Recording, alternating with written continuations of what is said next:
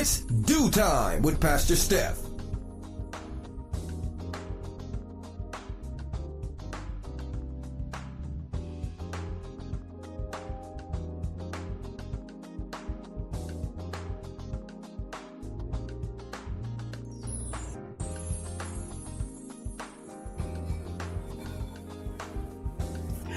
Good morning, good morning, good morning. Rise and shine. You're on with this DEW Time with Pastor Steph. How are you this morning? That's what I like to hear. That's what I like to hear. For this is the day the Lord has made. Let us rejoice and be glad in it. So, where were you yesterday? Yesterday was Let's Talk About It Tuesday, Church Folk Day. And did we have some stuff to talk about? I know it's hot. I know it's hot. And I'll say it again. I know it was hot. But what is going on with the people getting in the meat freezer in the supermarket to cool down? Yep. That's what they did. They caught people on video, not in one store only, but it was happening across the United States where people were jumping in, literally getting in the meat freezer to cool down, rolling around, playing around, laughing and joking. And we were like, oh no, people got to eat that stuff there. What's wrong with you? We talked about the children at the pool who had sectioned off a portion that said, hey, no use whatsoever. And because we are so defiant as people, I'm not even gonna say just children, as people, there was an instance, a video of the children just jumping in and the person on the other side of the video just coercing them and encouraging them to jump. What were you jumping into? Were you jumping into your potential death? Why can't we simply just listen? What is going on? And the last story we had was the Instacart driver who goes to the door of the people where she's delivering the food. She hasn't delivered the food yet, but she's asking for an additional tip. The $12 tip was not enough according to her, and she wanted to know if someone could put more on the tip, but you hadn't done your job. And unfortunately, this is just the season of people. It's about me. It's about me, who said it didn't matter whether my body had any toxins on it, all the sweat and bacteria and germs that you had on your body went into that meat freezer. The one who had the Instagram cart, a tip, she wanted more. You hadn't even done your job before you were asking for something additional. Because remember now, you're tipping prior to this even happening in the first place. So now you went on extra to do that one. The children who just went in, lifeguards standing right there. They are disregarding any level of authority. We are in a world where, in a time where it's just about me. It doesn't matter what is going on. It doesn't matter what the rules say. It doesn't matter what's logical. It doesn't matter what's fair. It doesn't matter what's right. Good, bad, right, wrong, indifferent. It's about me. How do we navigate through a world where everyone wants to focus on themselves? But if you don't take Jesus so he can give you the right perspective on things and just get you to just focus on everybody, focus on the big picture. You cannot zero in and think only about yourself. The word of God says, outdo one another with love. Was this that? Nah, not in any one of those instances did we exemplify true love. Love thy neighbor as thyself. Boy, was this a poor example all three times. Well, let's get ourselves together and let's get on the side of the Lord. Let's make sure we can do what we need to do, and we do it all the time. All right? That's how we spent our Tuesday. Well, today is Wow Wednesday, everybody. Halfway through the week, the Lord has already brought us, and we're giving God thanks for all that He has done for us this week up to this point. So we are having a good time in the Lord, just existing, just having life. Well, unfortunately, there will be no Vivian today, and we've got our girl Shantice pulling it all through for us today. God's always got a ram in the bush, thank God. And we will definitely be chatting about some stuff. I have no idea what she's going to be talking about, but go ahead and get that healthy breakfast. Go ahead and tell somebody, anybody, everybody that it's due time with Pastor Steph is on. And whatever you do, don't go anywhere, because we will be right back.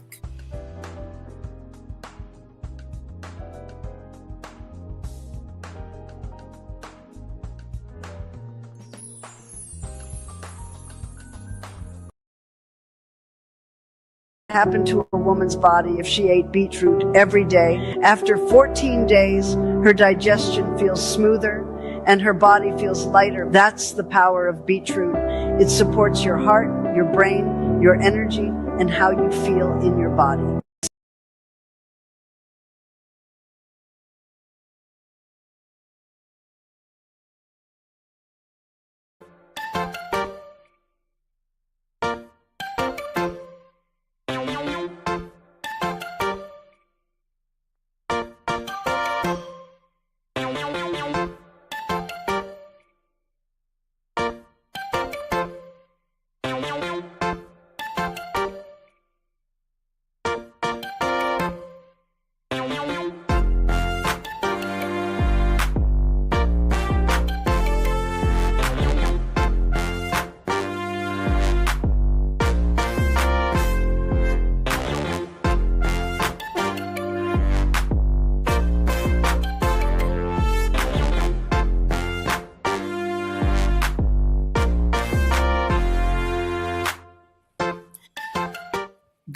Good morning, and good morning again.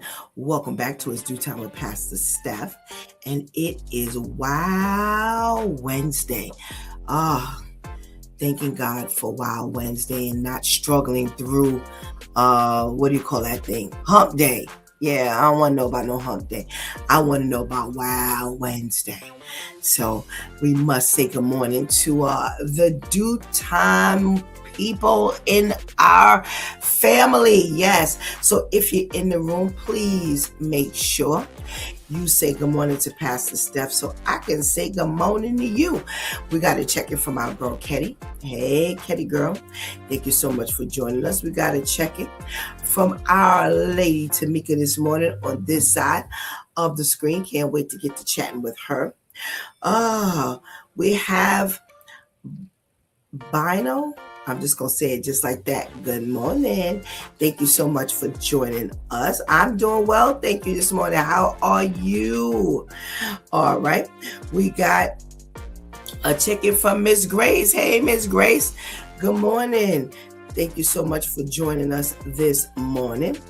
We must say good morning to the ladies that hold us down each and every day. Let's say good morning to our girl Shantice. Hey, Shantice. And we must say good morning to our girl Anika. Good morning. Thank you so much for joining us today. Tamika says, yep, I start my weekdays with beetroot, and I have been doing it since June. I concur with that PSA. All right. All right. So we got somebody who can co-sign on our PSA this morning. All right. So, like I said, we don't have our girl Vivian today, but we do have our girl Shantice on deck. So let's say good morning. Good morning. Good morning. How are you? I'm fine, thank you. How are you? I am well, thank you. You know what I always like to ask, and I'm going to ask you the same thing. What you got for us today?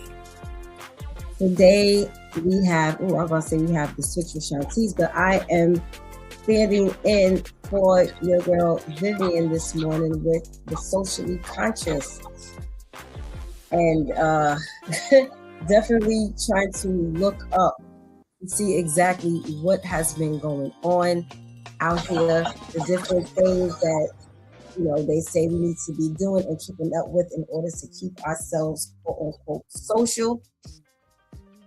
Whew, it's been a bit of a task. So it is officially July. It's been officially the summertime for the past, maybe 4 weeks or so. And of course, we have our beach advisories. So the New York City Department of Health monitors our water quality at the beaches due to the weather conditions and environmental hazards at more than 20 city beaches throughout the summer season, throughout the swimming season. They do regular tests on the beach water for enterococci, I believe I'm pronouncing it correctly, bacteria, and that indicates the fecal contamination. Now, the fecal contamination in the beaches, that refers to the presence of human or animal feces in our recreational waters, in our coastal waters, and in our fresh waters. So they do regular testing at the beaches with the beach water to make sure that it is not contaminated with human or animal feces. Okay, now I had to make sure that I pulled up some of the causes of this contamination, and they're giving storm water runoffs, and that's when the heavy rainfall causes the runoff from the urban areas, and that carries pet waste and other debris, and that washes directly through the storm drains and into our coastal waters. Another cause of this contamination is sewage overflows. Malfunctioning wastewater treatment plants, damaged sewer pipes, leaking septic systems that releases these untreated or partially treated sewage into our water. Okay, another cause of this contamination, our recreational boating, improperly empty boat waste systems that goes directly into our water and pollutes the nearshore environment.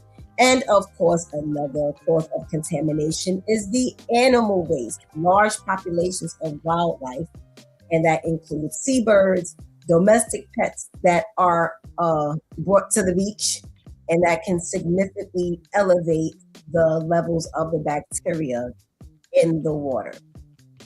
Okay, so within the 5 boroughs, they have safe levels of the bacteria, and that's below 104 per 100 milliliters of water per test, or 35 on average over each month.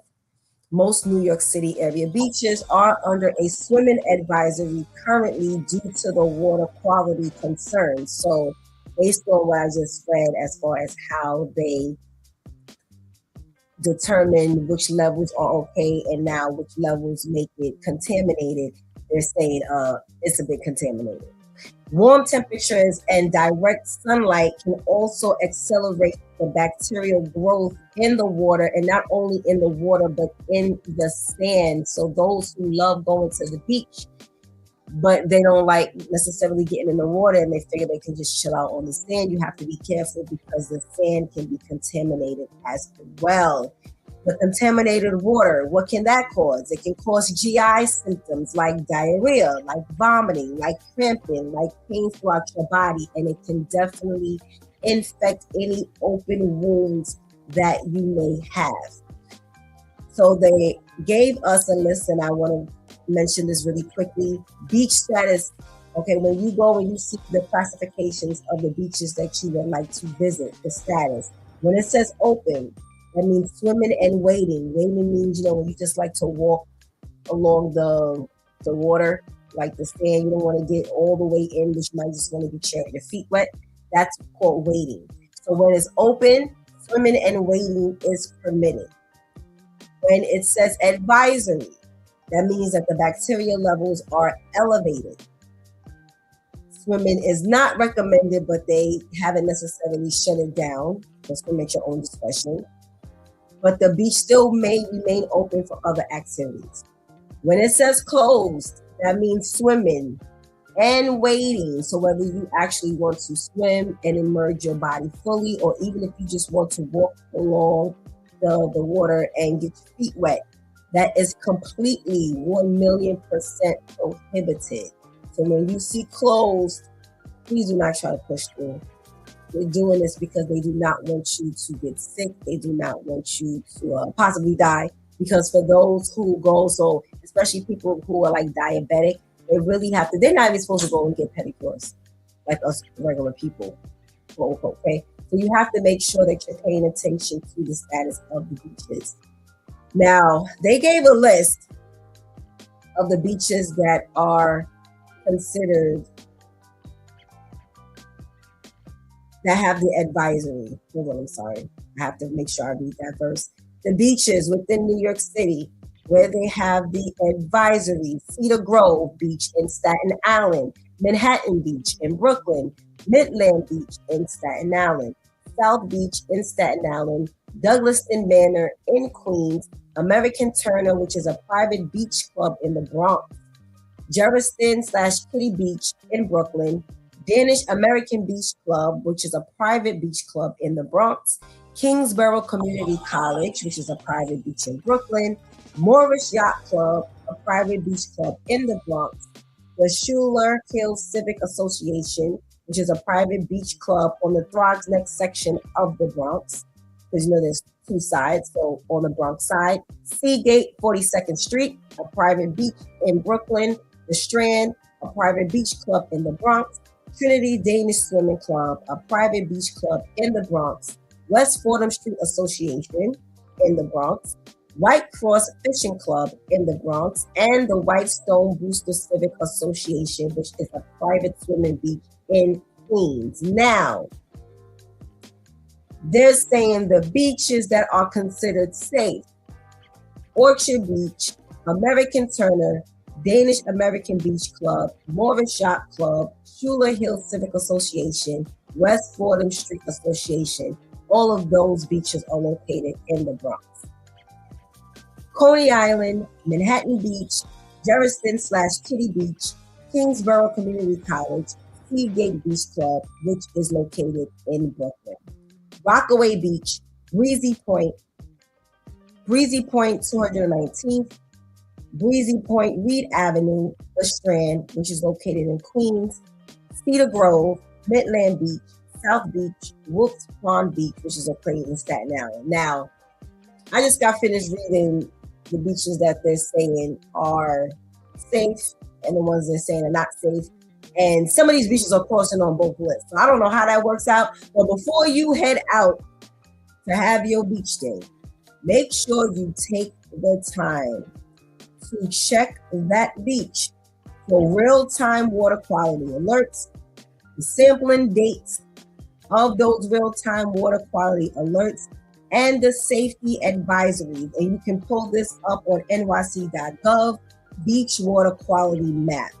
You can also check all this information out on NYC Health Beach homepage, or you can go to NYC Health Beach Water Quality portal. So please make sure you are doing your due diligence and checking out, because we cannot be too careful.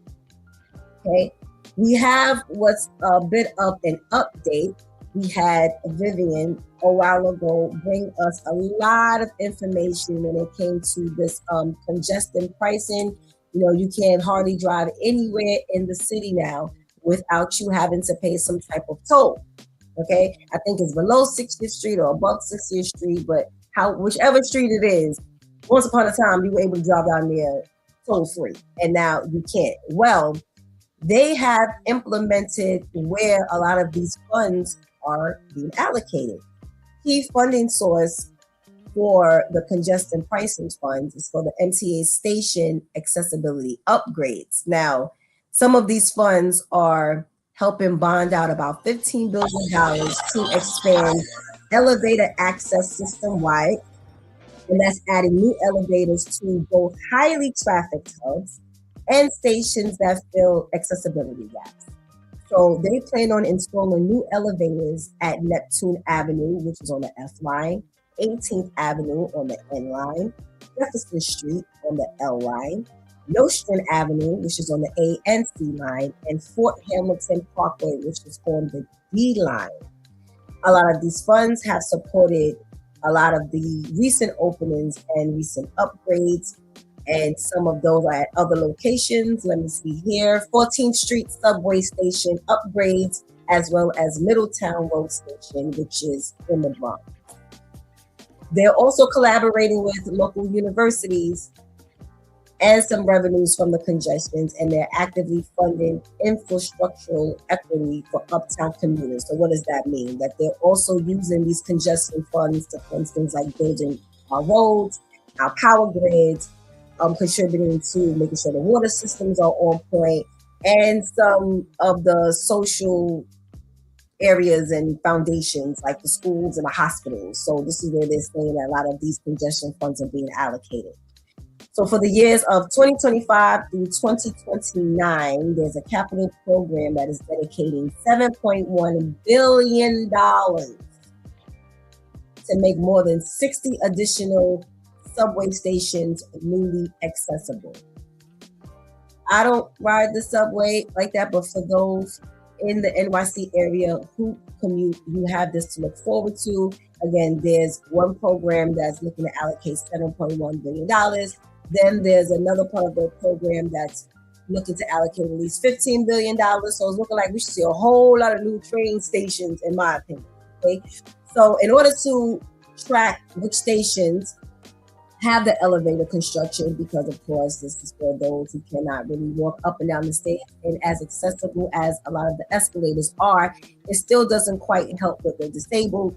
So they're saying that you can visit the MTA accessibility guide to check to see if they have been doing any of this work in any stations near you or any stations that we use to travel. So they've been doing what, and I believe that Vivian did say that they've been looking to allocate a lot of these funds towards a lot of the things that would be beneficial. And here we are right here.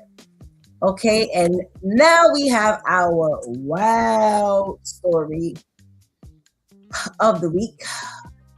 So this past weekend was 4th of July weekend, and unfortunately, we just cannot have a 4th of July weekend, especially in any of the, well, I can't even say the populous cities, without there being some unfortunate fatalities. So you have 31-year-old Kylia Woods, who was fatally stabbed outside of her apartment building in the Bronx on Teller Avenue this past Sunday. Oh, a whole lot going on. Sorry, let me just update this here. So she was stabbed by 27-year-old Lexus Bullock. And Lexus allegedly stabbed Talia, who was one of her quote-unquote best friends, to death during a drunk fight that they had outside of this building. They were both living in this building together for about 4 months, according to their friends and their neighbors. Some altercation took place with them outside, and this was the end result of their altercation. So, according to witnesses, she was stabbed in her chest and her throat was slashed by her quote-unquote best friend. According to some of the witnesses who were out there with them, they said that they were outside of the building drinking together all day at a barbecue that someone was having, and then things just immediately went left. I was able to pull up a few quotes. So this is from someone who knew both of the women well. Her name is Chanel. She says, quote, "They were best friends. We were all drinking. I tried to stop the fight. I don't know what they were fighting for. I got them to calm down. And then once Talia punched Lexus in the face, Lexus went to her car and got a knife. I tried to stop it, but she kept swinging the knife all crazy. There's no forgiveness because it was senseless. We were all friends. She has to do her time. I feel bad for Talia. It was stupid and senseless, and it happened right in front of my face. I'll never be the same, end quote. I was able to pull up a quote from one of the detectives who was working the case. He says, quote, "We don't know what the argument was over. I don't think they know what the argument was over. There was a lot of alcohol," end quote. There was a quote that was taken from one of the neighbors. It says, quote, "They were drinking and she got into her feelings. They had a history back in the day and they were rekindling their friendship. It was off and on. I heard the scream. I saw her on the floor and saw her stabbing her. She stabbed her in the head, stabbed her in the neck, and stabbed her in the heart." I was able to then pull up a quote from a mutual friend. Quote, "They had a history. They both came out of shelters. They would have a drink, have a hiccup, and then make up. They've been off and on over little things, but then they would make up. This time there was a lot of drinking and they got into it and it went too far and crossed the line." Now, Lexus was free without bail at the time of the stabbing after her arrest. Now, back in May, on May 24th, Lexus was arrested in a misdemeanor domestic violence case on charges where she attacked her child's father inside of their apartment. Lexus punched the father in the face, and Lexus punched the father in the face and choked him while the father punched her and split her lip. So I guess by the time all of this was going on, then the cops was able to show up and she was then arrested. Talia was just a few weeks from graduating nursing school, according to family and friends. And I was able to pull up the last quote from one of Talia's relatives. She says, "We're still friends with the person that did it. That's like my niece. It's a complicated situation." Quote and end quote. Now, that was from Talia's relatives speaking on Lexus. So unfortunately, this is what not only these two women, but everyone who was out there to witness had to endure and witness during this past holiday weekend. This is Shanti standing in for Vivian with Socially Conscious, giving you the news that we are following today. And if you come across any news content that you would like Vivian to share, please contact her on Facebook under Vivian BM. Thank you so much for tuning in with us. And thank you so much, Pastor Steph. Thank you, Shantice. I tell you all the time, Vivian, I don't know what you doing, girl, but it can't go down on a Wednesday. To find stories like this, I was like, wow, because you really flushed out the details of this story, and I don't want that responsibility. Job well done, Shantice. We got some good stuff over here to talk about. Oh my goodness. And we've got some comments going on in this chat room. Well, let's get our girl, Lady Tamika, on the line, as someone else would say. And let's get to chatting. Good morning, Lady Tamika. Good morning. Happy Wow Wednesday to you guys. How are you? I am okay. Thank you. How are you? Doing well, thank you. Okay. Now, Shantice, you flushed out a lot of information. I couldn't get it all. So there's going to be pockets of me asking you to kind of fill in the blanks. But what I'd like to start with is the congestion pricing, because that's an update, and Vivian's been talking about this for quite some time. Well, you finally gave us some supposedly allocations for this, what they've supposed to be doing. With Vivian, it was, okay, this is what we're going to be doing according to the powers that be with this congestion pricing money. So they are looking to do MTA station upgrades, primarily elevator access and new ones, new elevators. They're going to be helping with some local universities, power grids. The water systems are going to be on point, some hospitals. And I don't know. I'll keep that because I don't even want to say that much. But Lady Tamika, it went from we had no congestion pricing to we're doing this congestion pricing to defray or eliminate the amount of cars that go below 60th Street. Then we went to this is what we're going to do with the congestion pricing to this is what we're doing with the congestion pricing.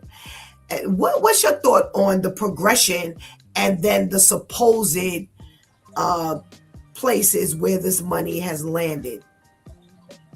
Well, okay, so living literally, I can look out my front window at a train station, and I can see some improvements that they are doing in my neighborhood.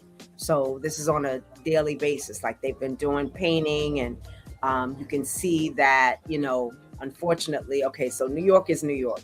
As soon as they paint, somebody goes right behind and spray paints, but you can see some things that they are doing.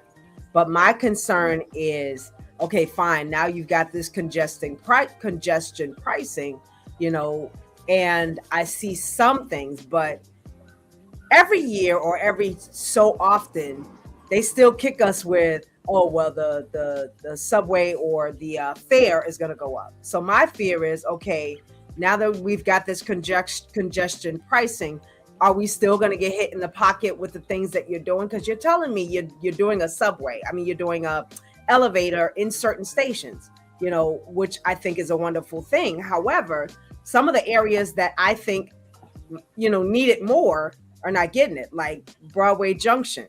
Okay, fine. I get it that you have an escalator, but every other week it's broken.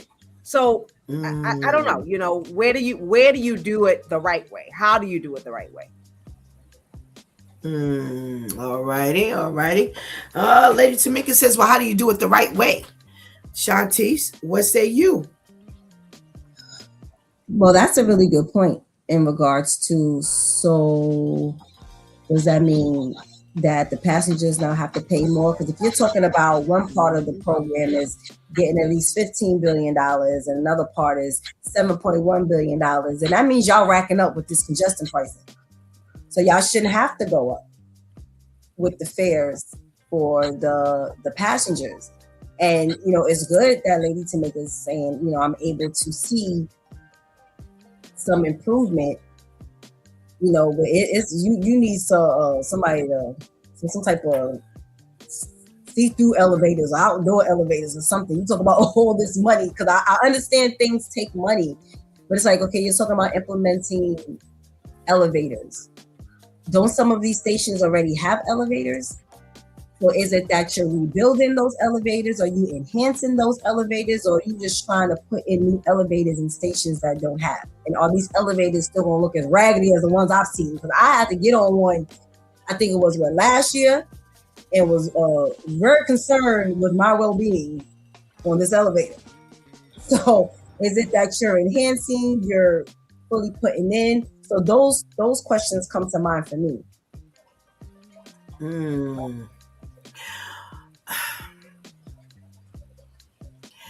I agree with you, ladies. And before I go, we got a lot of check-ins as you were giving your socially conscious news. So let me just give a shout out to Tilo.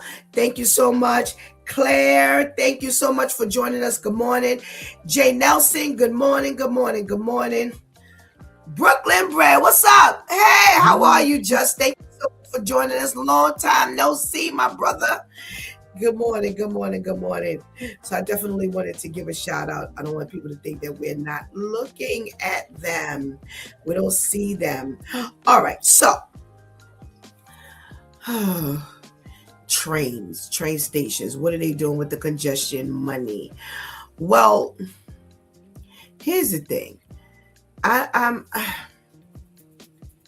I agree with you, ladies. Whereas, listen, if you're supposedly taking all of this money from they're making a lot of money from this congestion price fares. And listen, I don't know if they even giving us the right number. Okay. Right. You could tell us anything and you're really racking up and we have no idea. So now that you've given the numbers that you've given, now, if you want to say you're going to help, then help. Right. We should have to face, if people are already paid. So that's like double dipping, in my opinion. Because if you've already dipped into the pocket, I don't care who you taking it from. You're taking it from the people of New York to drive below 60th Street. Then you're supposedly putting it into the subway stations, whether it's elevators, escalators, whatever it is. But then if you then recharge because you've done these upgrades, because that's what they normally tell us in anything, not just MTA. No, your rent.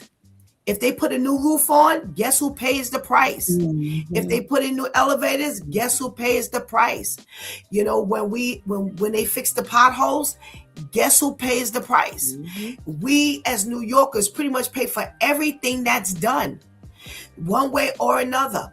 So if you now come back and elevate the amount of money that we have to pay to get on public transportation, then you've double dipped. You've gotten it from both sides. So if you claim that you're going to take this money from the side of the congestion pricing, then I agree with you, ladies. You shouldn't be hearing anything about no increase in our transportation costs, period, because you've already gotten your money. Right. Brooklyn Bread says, look, New York City, look at who we're talking about. Why should we pay to travel within the city? Fares are not fair. They do Band-Aid jobs. They should make the New York NYPD pay the fare as well. I don't see any changes at the stations that really need them, like in the hoods, Brownsville, what's ENY, Brooklyn girl? East New York. Thank you. Bed-Stuy, etc. And we've got a check-in from Leah. Good morning. Good morning. Blessings to you as well. Thank you for joining us. Oh, all the glory to the Creator. They shake your hand and stab you in the back at the same time.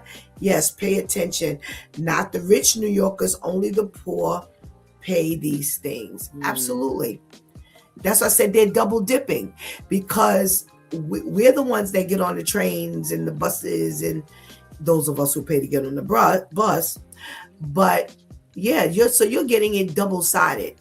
And I don't know if I believe that congestion pricing is now paying for universities. And we never heard that before.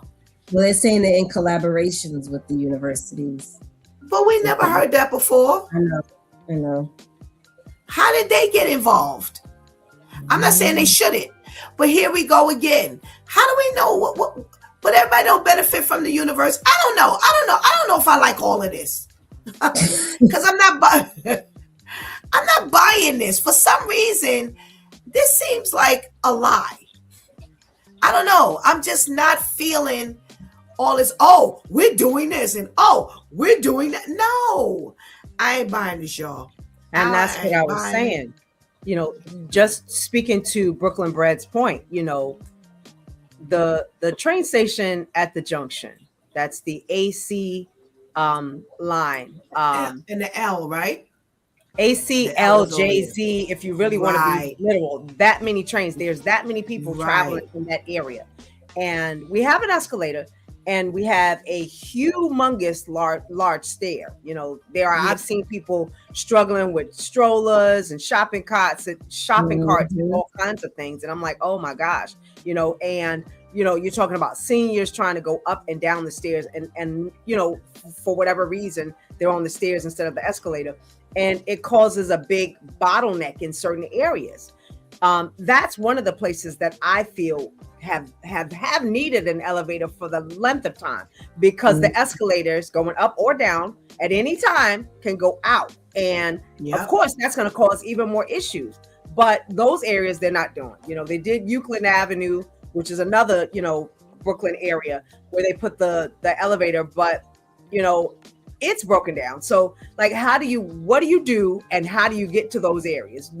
In Bushwick, which is where I'm located, they've been doing a lot of painting of the because when you're riding up underneath, it's one of those trains that's up above the earth. I mean, up above the it's an outside train station. And Right, so what elevated. ends up happening, you have a lot of paint and all debris that was falling down. So they did a lot of painting there, and they're still doing it.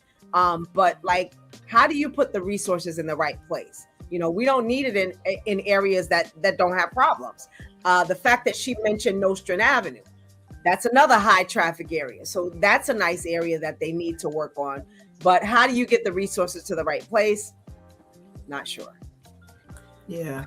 That's what I'm saying. I don't know what to believe. I'm sorry. Anika says, yes, I see upgrades to stations. Mostly, it seems, in Manhattan. It's always about the face of the tourist areas and not to the outer boroughs. Absolutely. Brooklyn Bread says, nope. And who's watching this congestion, price, and money? Absolutely. They control the information. So how can we believe that what they tell us, they're following a program that's been put in place already? Talk that talk, girl. She's talking all facts. Yeah, I don't know, y'all. I'm not sold on this congestion pricing. Like I said, when we first started talking about this, again, there was all this intent, on what we're going to do. And then all of a sudden I'm hearing universities. They partnering with universities. And no, you can't. Listen, here's my thing. If you had a plan, then stick to the plan. Mm-hmm. If not, then if you gave us, in other words, if you said, here are the 15 things we're going to do with the money from the congestion pricing, and you switch gear, then we need to see another list of the 15, 16, 19, 25 things you're going to do with the congestion pricing. I don't think we need to later hear that, we're not going to give it to the pharmacies. We're going to give it to the universities. No. Now maybe this is just past the Steph. Maybe everybody don't feel that way, and I get it. But no, you're not gonna keep switching gear every time we turn around and something else going. That's why I say I don't believe any of it. Because listen, in my opinion, when you set out to do this congestion pricing, again, remember the progression of this thing. It didn't have anything to do with what New York City needed. Mm-hmm. Never. It never, ever had anything to do with what New York City needed. The first thing we heard was, well, we need to keep people from driving below 60th Street because it's too congested. Mm-hmm. So if we find people, then they won't drive down there. Well, if you're making these billions of dollars, who's paying attention? They didn't stop driving. You knew that, and you knew that they wouldn't. Mm-hmm. Because remember, we talked about the deliveries that were needed to go down to the merchants down there. You knew these people were not going to stop, and you anticipated this money. So then later on, we heard, well, the money could go to this and that and this and that. Now we hearing the money is going to this and that and this and that, not to the places where we were initially told. Let me see. Brooklyn Bread, he's taking Terrence's place today. Go ahead, keep us going. Just keep us going. He says it's all about what they can make look good for the time being, just to please the higher ups. We have no control over our own communities because we are not united, so they feel they don't have to listen to our worries or cares.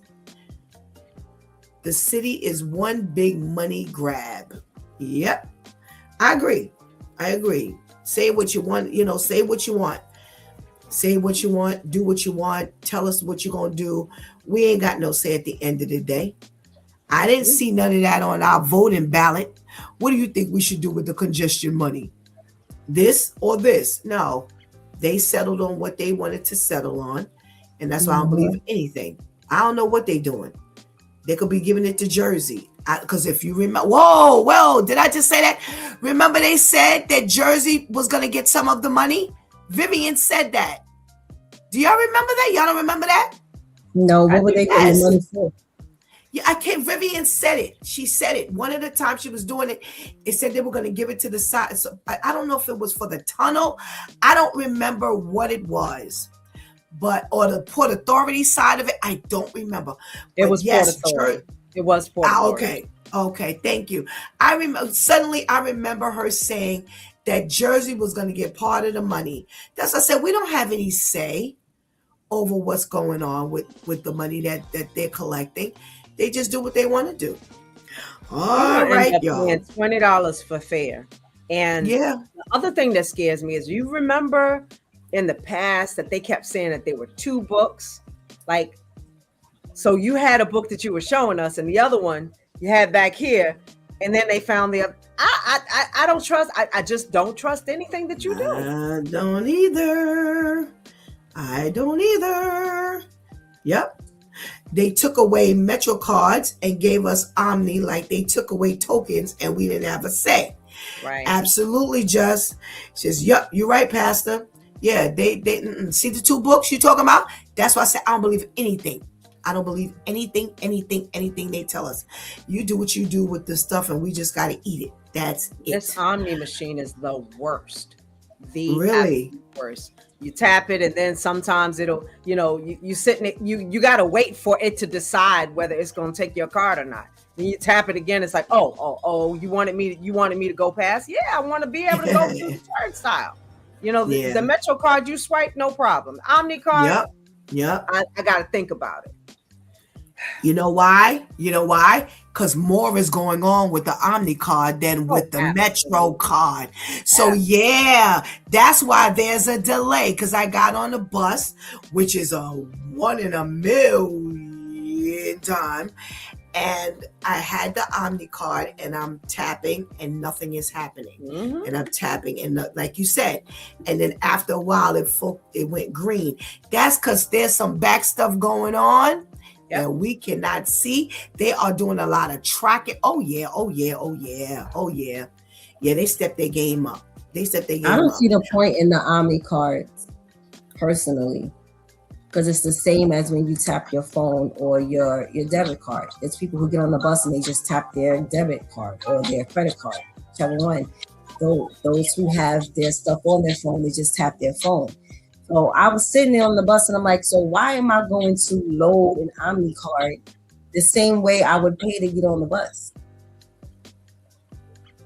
But there's some serious tracking with the Omni that they did not have with the Metro card. Right. They could not have. Right. I could swipe here, take the bus, and you would never know where I am. With that Omni card, your debit card, your phone, they got you. Yep, that's to answer your question, Shantice. Absolutely. Okay, so then just use your directly, because for me to go, so for someone like me where I do not take the train, I would then have to go into the station, because that's where you buy the Omni cards mainly, right? Or can you buy it from somewhere else? Yeah. So I would still be in the train station to purchase an Omni card, to then tap the Omni card on the bus. When you can reload. But you can reload. That's the only time you really gotta go into the train station. Mm-hmm. Once you get your card, you can reload online. Okay. I guess. And am I right? Because I remember correctly, they mandated that you choose an upload source. So in other words, for the Omni card, when you're loading your Omni I'm saying, is it like the parking where they try to get you? So when you have to go online to pay for the parking meters now, right? So let's say you only going to be here for a duration of time that only requires $3. But by the time you go online, you end up paying $25, and then you have to automatically reload for a minimum of $25. Whoa. Yes. That's why when I'll circle around for 80 minutes if I have to. Yes, that's how they're getting you now. You can't just say, okay, I want to reload for $3, $5. No, the minimum to reload is $25. What? Yes, like who said I'm staying here that long? Yes. Wow. Yes. Everything is a scam now. Wow. Yes. All righty. Let's go with some of these comments. Just says that's what they do, provide the drugs and the antidote at the same time. Just another way to track us. We are all being tracked. That's why they made everything digital to track us. They want to make cash obsolete. Everything is about statistics in this city. Yeah. So they boy, are they loading, they're loading up on all of these things. All of these things, they are just really loading up on where you are, what you're doing. Anika says, yes, you have the ability to auto refill your Omni card. You can put any amount to reload. Yep. Mm-hmm. And that's what I was saying. I didn't have a choice. Before I could have finished setting up the Omni card online, because I got my card via the mail because of the disability status. Mm-hmm. And I had like a disability Metro card. So they automatically converted it and they mailed us out. So I was like, well, you know what, being that I really don't take the bus, I didn't want to not do it. So I was like, because you never know. And sure enough, when I went in, they locked me into providing a source of reloading. So I said, well, every time it drops below $10, it'll reload. Well, that's not a really big deal to me because, so listen, check this out. So if in order to do that, you got to put at least $20 on the card. Because if you put $10 on the card, your first swipe is going to automatically reload $10. Yo, they are like going, they are just something. Yes. So if I was allowed to put $10 on the card, but I had to tell them at what point to reload the card.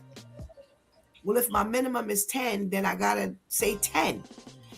And sure enough, the first time I swiped the card, they reloaded the card. Which I know they would, because it wouldn't make any other sense. Woo! Just says it has been a scam. We're just opening our eyes now and seeing it. Yeah, because it's all being revealed. It's all being revealed now. Like I said, if we track the progression of when we first started talking about this congestion pricing with Vivian, all the way till now, it's flushed out now. Now they can't hide what they wanted to do, because see, now you got to give some answers, because see, we got people in the back that we don't know about, pressing them for information. So all righty, let's go to this beach advisory, child. Woo!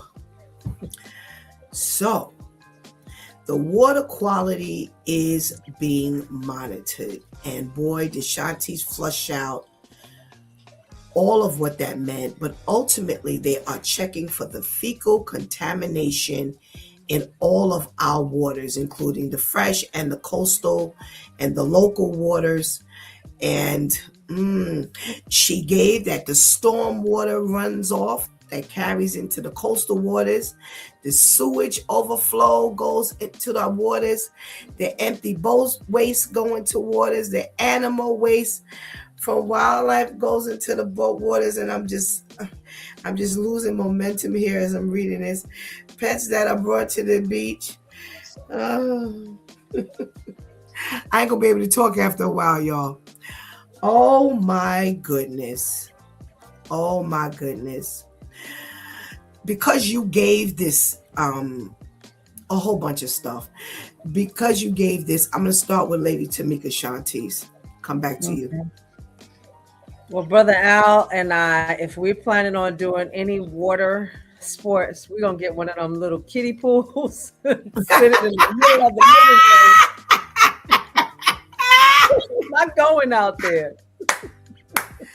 Oh, my God. And, you know, I thought about all of the ones that you mentioned, not to mention you've got children and adults urinating and defecating in the pool. I mean, in the water. And I've always been that way. Like, I don't want to do it. And now that you mention it, like, how long did it take them to realize that the pools, you ever just went to Coney Island and just looked at the water? You're not out there. You're just standing in your little, you know, whatever. You go into Coney Island, let's just say, to laugh and giggle and eat. And then you just go across the boardwalk. You know, we had the breast cancer walk that comes out there every yearly. And I just standing there looking at the water. And I'm gonna get in that, and people do it every year. And now they just decided to mention that the waters are not safe. Well, how long? You don't remember years back when syringes were coming up in the pool? Yep, in the water. Yeah. Oh. In the So water. you know, for them to just mention it now, there's always been fecal matter. There's always been drainage. There's always been runoff. But now you're mentioning it. We're gonna get us a little kiddie pool. Take the water from the house, put it in the water, and that's what we're gonna do. Sister, take the water from the house. Oh my goodness gracious, y'all. All right, we got some older comments as you were giving this information, Shantice. T-Lo says, New York City is disgusting. Okay, and we got New York City will become worse, says Claire. All righty, Shantice. I don't know how you and Tamika have not passed out at this moment. I was waiting for you. I had to give the news. I passed out when I was getting the news. Oh my! I thought I was gonna look in Tamika's box and see her like killed over somewhere. I was like, can she stand this? All righty, what you got? Immediately, one of the things my mind went to when I read what exactly the fecal contamination is, because Lady Tamika is right. This stuff has been going on for years, forever and ever. Amen. Right. You know, it's just that once things get publicized a certain way, now we're like, ooh, what? It's like, shut up. We've been through this. I remember going to the beach last year. I remember was it last year? I think it was. I had to call ahead because there was a shark attack alert on most of the beaches, right? And we wanted to go to the beach. So I figured I'd call and see if somebody on the other side of the fence was there so they could tell me, because I knew that would happen. So, are you there? Let me know if you see some sharks, right? And they said, no, everything is good, it's clear. And for some reason, I asked about dogs. And they said, no, pets are not allowed. We get there, and I see one of these amazing dog lovers with little Skippy just skipping on the sand into the water with the owner. And my first thought wasn't to be godly. So I immediately looked over at the lifeguard and I'm like, excuse me, Mr. Lifeguard, sir, what's this? Because I called this morning and I was specifically told that there are no dogs allowed here. Why are there dogs here? Whether allowed or not, why? And he just looked up, he's like, oh, well. And I was like, yeah, that's my exit stage left moment. It's bad enough I got to worry about who didn't shower, who didn't wipe properly, who's spitting. See, this is just way too much going on. Already, I got to worry about this. Now I got to worry about, you don't wipe your dog. You done put your dog in the shower before you got here. Your dog walks on the ground.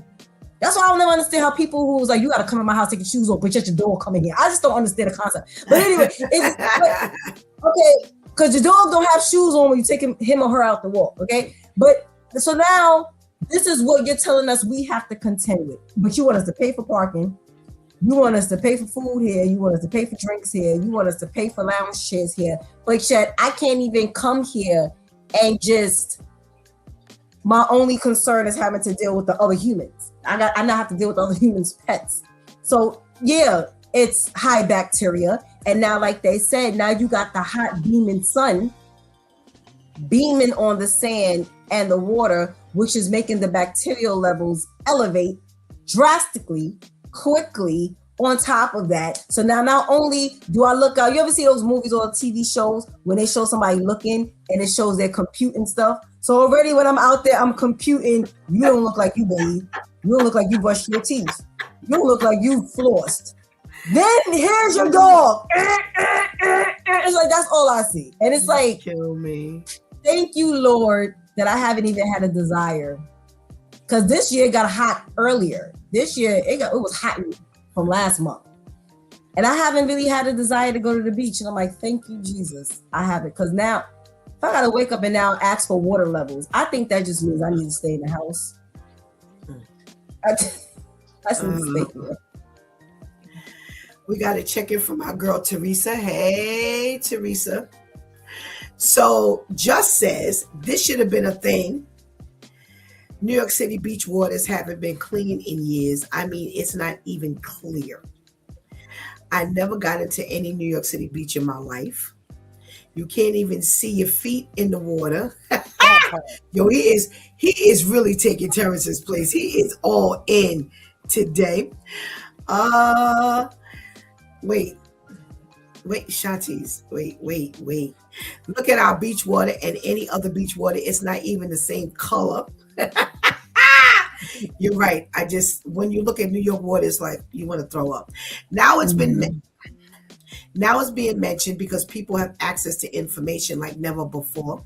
You went to the beach in New York City, Shanties. You brave. They treat dogs like humans out here. Maybe even better. That right there. Just, I'm with homegirl. Get me a little pool and keep it local. As Shantice was talking, I just stopped breathing. I just could not. First of all, this was nice and easy for Stephanie. I hate the beach. Let's just beach in my teeth, beach in my hair. Yes. Beach underneath my arms. I'm like, how? In places it shouldn't be. That's my point. I'm sitting on, I walked on the beach. I never sat down, but I got all in my hair and in my ear. And no way. You never get all that stupid beach sand off you until you showered 1,500 times.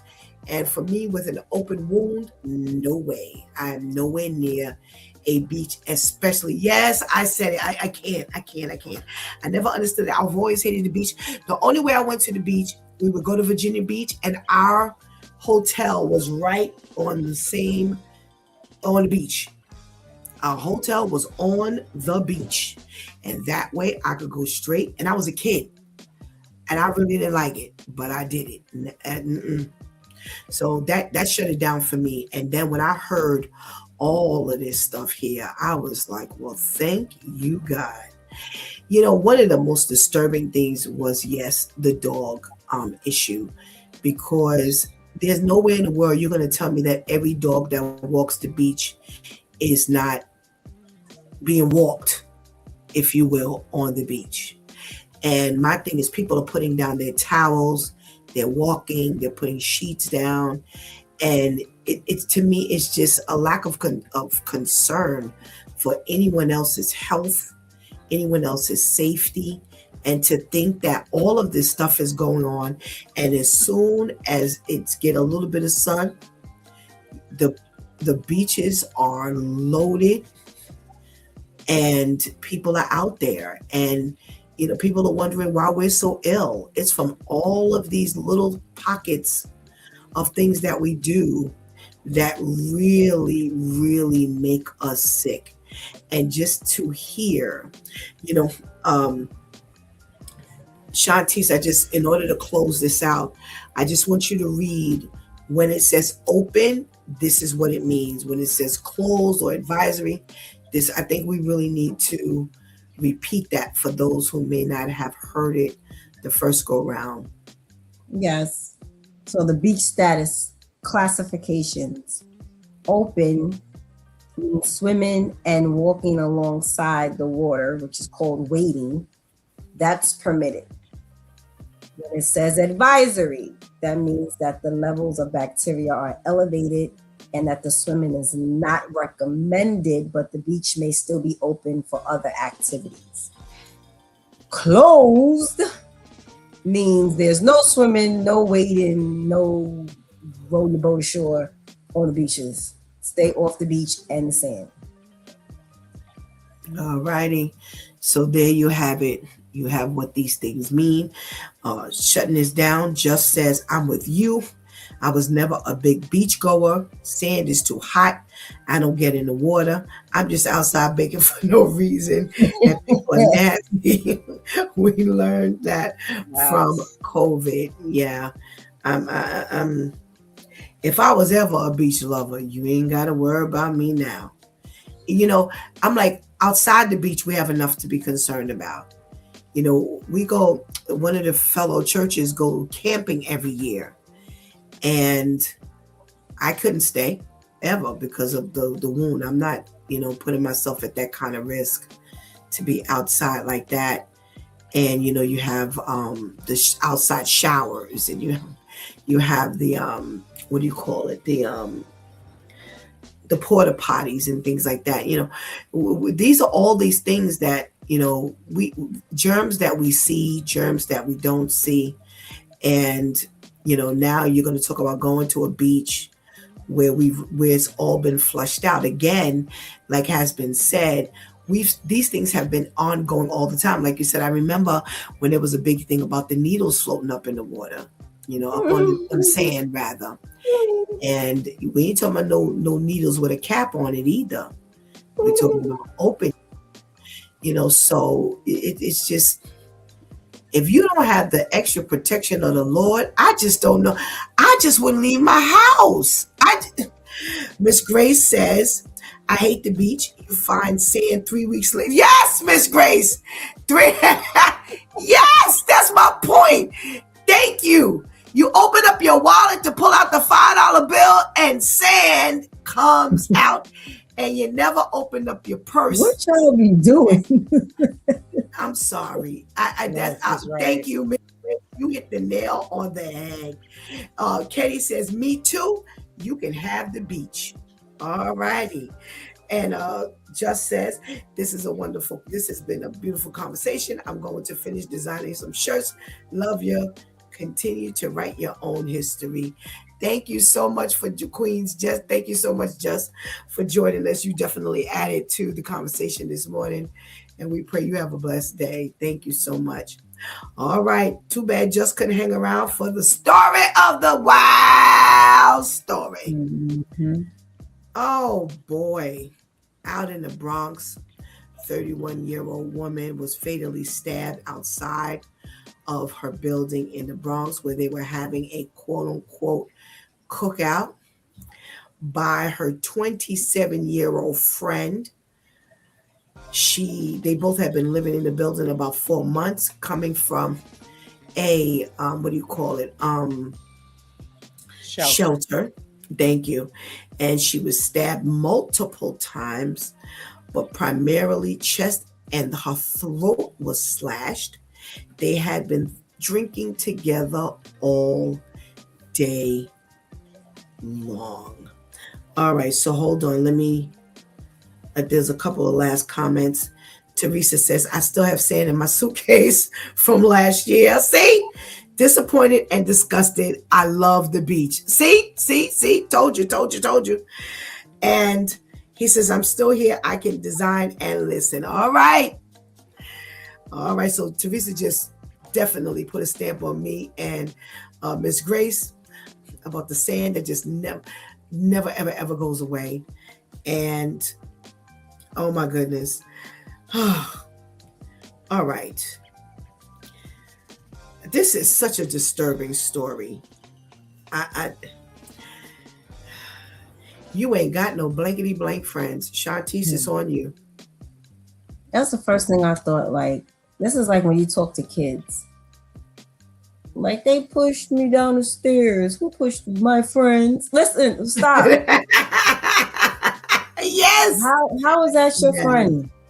Because even if it was, once you push me, that verbiage is gone, my dude. Like, you are no longer being referred to as my friend. But there are a lot of different things that stood out to me. One of the main things that stood out as I was reading this, I thought it came to mind, Pastor Steph, one of the stories you gave. I believe you gave the story. I think it was something like a guy, and there were two friends. I don't remember if it was a female and male or two females, and they were pretty much going back and forth with each other. And then one finally set the other one on fire. And I said, yes, the drinking. Yes. Oh, yeah. Okay. Yes, they were drinking. And it immediately, with that story and with this one, I just envisioned two demons. These are two demons going back and forth. And one demon trying to outdo the other, all in the name of we fit to destroy these bozos that we have access to. Because when we drink, when we smoke, when we do anything that takes us out of a sober mind, we become accessible to be used by those spirits. And we just now trying to see who can outdo the other so we can take them out. And that's exactly what happened, because only one may have died, but both were just taken out. It's just one is just dead, and the other one is now the living dead. You know, so it was that, and drinking all day. In the heat. Yes, Sunday. In the heat. Yes, Sunday it was hot. You drinking all day. Not only you drinking all day, you drinking with someone that at any moment we got beef. See, this is what I was explaining to someone before. I said, you know, the sad thing about those of us who love to party, love to drink, love to smoke, at some point, it don't matter who we smoke, party, and drink with, as long as we smoke and partying and drinking. So I would literally call up my enemy if that means I get to run the streets with you. I need somebody to run the streets with. I need somebody to drink with. I need somebody to party with. 8 out of 10 times, that's how that works. And when you're on the outside looking in, you're like, well, didn't you just say you didn't like, didn't you just say you had beef with, so didn't you just say you just have to cuss out so-and-so? Didn't you just have to cut so-and-so off? But now you out with so-and-so? How did that work? And it's all in the name of being able to drink, all in the name of, and it's like, but why? And now this is the end result. If at any point I know you were on a sober mind, at any point you and I can go at it. I'm now going to sit here and kiki and ha with you, because we done got to this point before where this almost happened before. We've gotten to where we either fist fought before. It wasn't only just no verbal altercations between us. This has been, y'all, it said they've been living in that building for 4 years together. So they've been living for 4 years together. Y'all both came from a shelter. I don't know if they came from individual shelters or from a shelter together, but y'all at least been living in this same building for 4 years. There's been a whole lot of arguing in 4 years. And it wasn't only when you were drinking, and it wasn't only verbal each time.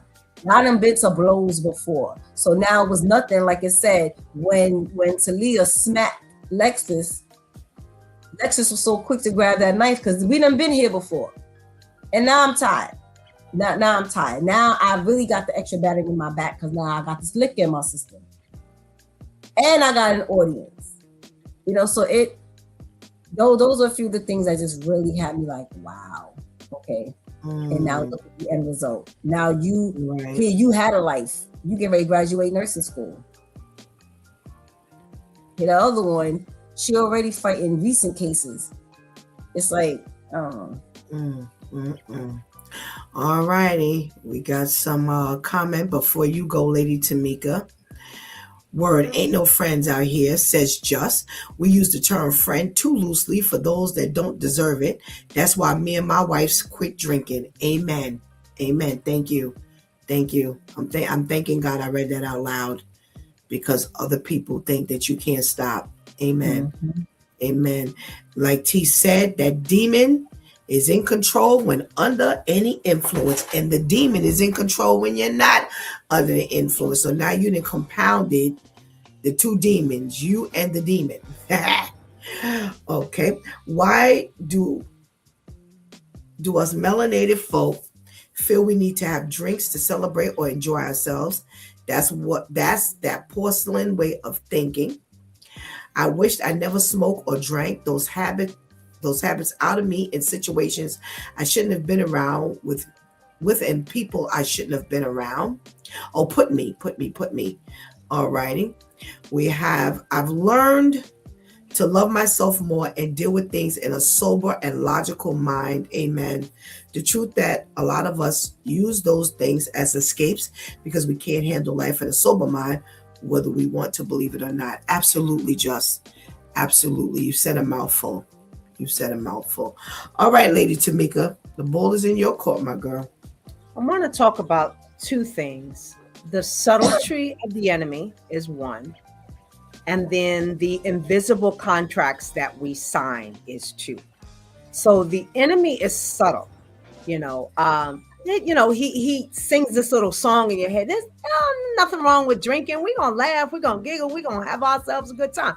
That's what he whispers in your ear, and so you've already had issues. You live with someone who you're having issues with back and forth, and in a sober mind, you're able to reason, okay, you know what? I'm going to let that go. You're going to pick your fights. But now you allow yourself to say, okay, you listen to the enemy song that says, oh, there's nothing wrong with a little liquor. We're going to have a little bit more. Matter of fact, take this whole cup, drink. Yeah, we're having a good time. Woo, woo, woo, woo, laugh and giggle, and you're having your good time. But you don't realize in that whole time, you're signing this contract that says that whatever the enemy continues to tell me, I'm going to continue doing. And so, and in that phase, you're so angry. Whatever it is that she said to you, it was like a little fly in your ear. You swatted away the first time. Now it's even louder in your ear. So whatever it is that she said annoyed you. It ticked you off. You start reeling that thing over and over in your head. And now it's magnified. It's magnified to the degree that I'm not just angry. I'm not just vengeful. I'm rageful. And now to the degree that I'm willing to take her out. How many drinks does it take for a friend to now become my foe to the degree that I'm not just angry. I want to choke her. I want to take my knife and I want to stab her multiple times, take her completely out. This is what the enemy does. And these are the contracts that we sign. And then afterwards we go, oh, I wish I hadn't. Oh, if I had only. Oh, if I didn't. Oh, I wish I hadn't had that drink. Oh, I shouldn't have listened. Oh, I shouldn't have let that thing get to me to that degree. This is exactly how the enemy works. And this is why we often tell you, cut out the liquor because it is to your downfall. I'm going to go a step further. Before there's the enemy, there is you. Yes. Before there is an enemy, there is you. And I'm going to come back to that. We have paused, Pastor Steph, a mouthful. Talk that talk, sister. That's deep, signing an invisible contract. Preach, sister, all from Just. We are unstable, period. Correct. We as regular, everyday, sober-minded people are already unstable. Now we compound the problem when we go through what you just flushed out, Lady Tamika. That just magnifies the nasty us. Because liquor could never make you do something like that. You understand what I'm saying? That's a whole lot of power going on. And we do understand that level of power. But it can't make you do anything. Correct. It magnifies what's already lying dormant. Correct. And that's why we ain't got no business drinking. Because we can't handle us on a regular, everyday, sober level. And then when you add drinking, then all of that stuff comes up. Just talked about Lady Tamika. We can't. Have you just seen two people step on somebody's white sneakers? They ain't been drinking. Now, remember a couple of weeks ago, we did the story about the man who got on the bus, who said something to the kid about him being on the phone. There was no alcohol involved. but the instability of who we are gets magnified. So he didn't like what the man said to him, and there was no account that the man said anything out of line or whatever, just because he told him about being on the phone and, listen, can you please turn that down? Can you please talk low? He shot the man on a sober mind. Mm-hmm. So now when we add alcohol into our system, we now magnify. Do you realize every time you go past a liquor store, all you got to see is wines and spirits, liquors and spirits. We talked about this before. Spirits. Why are we ignoring this language? Right. Why are we ignoring it? Shantice always laughs at me because when I sit back and I watch people drink, I have one question. What's the question, Shantice? This is fun. Standing question. I grew up around alcohol. We speak transparently here. I grew up around alcohol. I hate it. I would watch. I even got tears in my eyes now. I would watch the transformation of people right before my eyes. You can see it. I've watched the transformation of people before they went to the liquor store, and when they came back with their fifth, their pint, the half gallon. I don't care what it was, but when they came back from the liquor store, and I would watch the transformation when we would go out to like gatherings, and I would watch the transformation from to. I hated it. And thus, no liquor for Stephanie. I don't like it because it has a power over you. And I would watch people who love one another fight. Mm-hmm. And I'm like, well, how we get here? How we get here? Now let's talk about these two here. We didn't both arrived from shelters. So like Shanti said, whether they were separate or together. In other words, we've come to a certain level of life. We were down for whatever the reason is, and we managed to come up. And we could have very well met one another here at this building, but we both know we come from a hard period of time. So whether yours was a year, mine was a month, it doesn't matter. We sitting down drinking. We already unstable, but we're going to drink in this heat all day. We're going to drink, and we cannot control. I don't care what people say. Y'all keep thinking y'all can control once this alcohol hits your system. We can't control what's happening. I agree 100% with Shantice. This ain't no first time. Because this is not a response to no first time. You literally went and got your knife. You went and got your knife. Stabbed her multiple times. So here's my question. Did I hear we're all out drinking? How all this stabbing going on and there's other people watching? I don't understand that. But they are rendered useless because we all been out here drinking. So now your reflexes ain't your reflexes. They're not your reflexes. Your thought process is not your normal thought or the right thought process. Y'all standing around, this woman was able to stab this other woman. Women, we ain't talking about no men. Women. 2 or 3 of y'all couldn't have pulled her off. I'm lost here. But all because we all been drinking, and that has pulled everything down.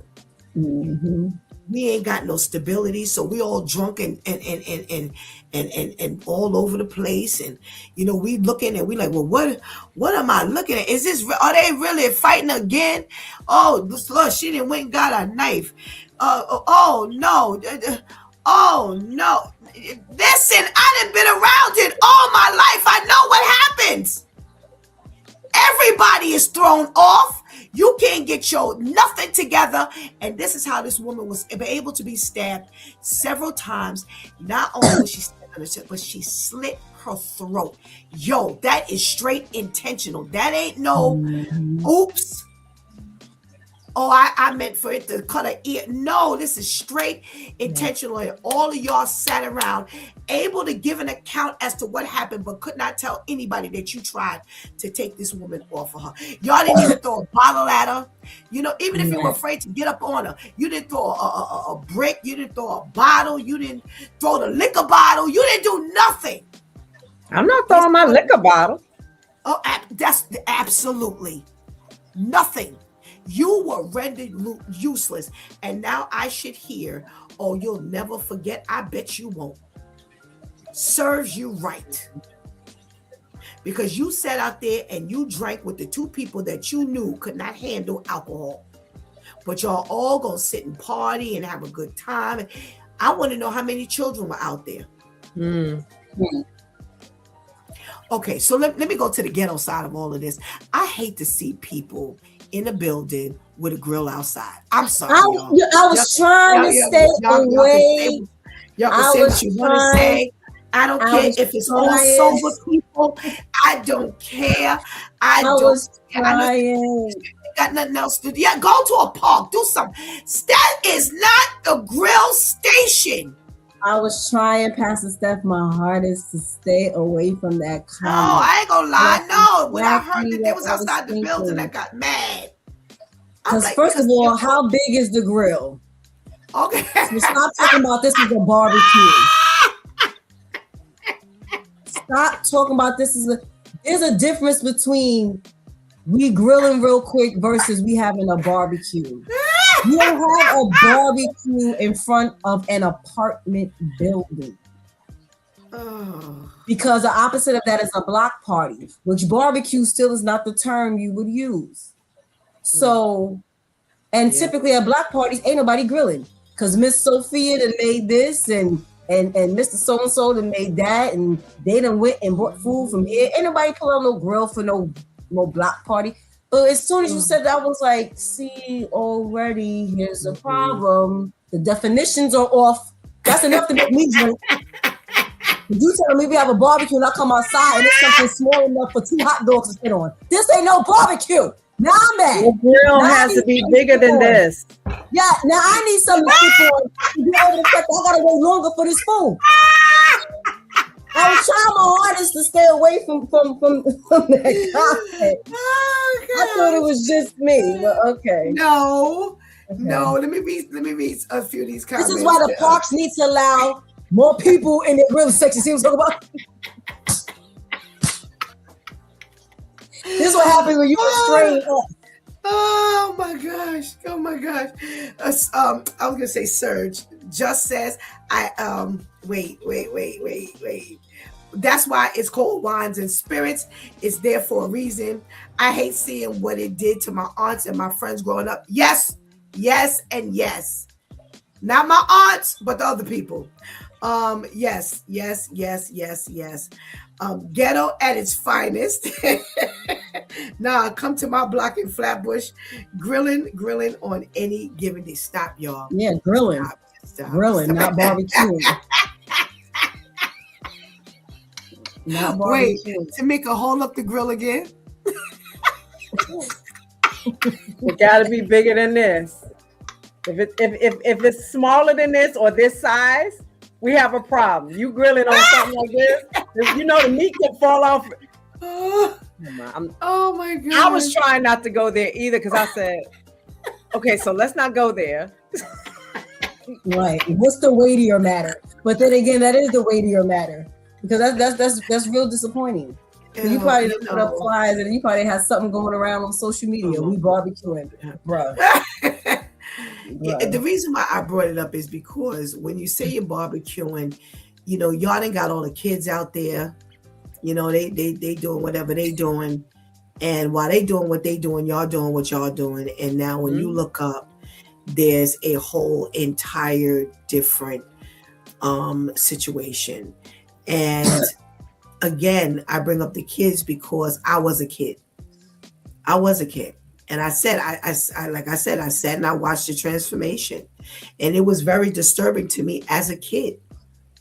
And now I'm older and I'm hearing it's like the cycle has never stopped. Y'all are sitting out there, y'all are drinking. I'm gonna tell you something else. Y'all probably out there smoking weed. Yeah, you are. Got the hookah out there. You were smoking weed, and you're mixing you and all of these other intoxicants. And just like Shanti said, remember I said this is you. The chick who did the stabbing this is her pattern of behavior. Yep. This is her. That's why I tell you, before we get to that enemy, we're gonna have to, as Pastor KL says, before we get to the enemy, we're gonna have to talk about the inner me, because that's the real problem here. You didn't hear that these were two doctors. And I'm not saying doctors could not do this. Y'all, hopefully y'all get what I'm saying. Yes. You're talking about somebody who already came from. She fighting cases now. Mm-hmm. And then had some behind her. Mm-hmm. I want to drink with this person, because let me tell you something. This is public knowledge. Yep. People know, y'all sitting around drinking, y'all know she fighting cases. Why? Because when she drank, she talked about it. Why? Because when y'all got into an argument, she brought it up. Well, I'm already fighting the case. It ain't nothing for me to do such and such a thing. Come on, y'all know her. Y'all know him. She didn't talk about it. She's bragged about it. It came up when she had other arguments. And now y'all didn't put her to a test. Let me tell you why them other ones are really shaking up. Because they're glad it wasn't them. Mm-hmm. Because the same way she argued with this one, she could have argued with anybody, and that could have been the result. You know why they sweating now? Because it could have been them, because they have argued with her. And it just didn't go this far. This is serious. And we need to think seriously. Well, Pastor Steph, what about her relative that said, wait, let me read the quote again. Her relative that said,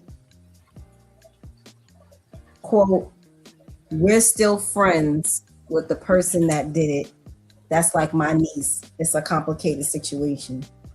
And that's what I typed on the end. I want us to, we got a couple of, we ain't got no couple of minutes, but we're going to make a couple of minutes because we ain't got nothing else to do right now, but talk about this thing. How do we define friendship? This is what I put on the back end, so I'm glad you brought that up. How do we define friendship, and would we continue to be her friend? Could we continue to be her friend? And I'm going to start with you, Lady Tamika. Could you make that statement that Shantice read? Yeah, no. You killed my loved one. Like, and we often talk about that, you don't have any friends, and I don't care what I drank. I don't care what I ate, to that degree. You are unstable. Even the word of God says that we're unstable in all our ways. And it shows, you and this lady have had history in the past. You've had issues, you've had arguments, and now you allow you to take her out. And now you sitting at my table talking about auntie. No, you can't. I can't, there's nothing in that tells me that you are family. That no, ma'am. All righty. Tamika says, no, ma'am, we ain't friends. Just says, he goes back to when I said twice, we barbecuing. That's a tabletop grill.